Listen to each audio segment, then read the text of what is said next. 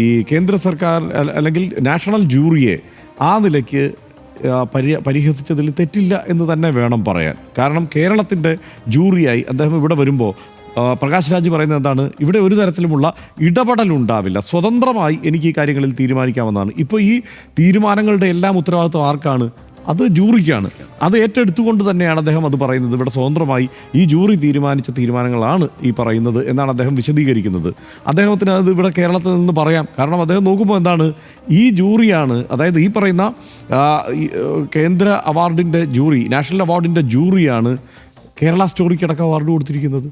ആ കേരള സ്റ്റോറിയൊക്കെ ഏതെങ്കിലും തരത്തിലുള്ള മേന്മ പറയാവുന്ന സിനിമയല്ല എന്ന് മാത്രമല്ല, നാട്ടിൽ ജനങ്ങളെ തമ്മിലടിപ്പിക്കാൻ മാത്രം ലക്ഷ്യമിട്ട് ഇറക്കിയ സിനിമകൾ കൂടിയാണ്.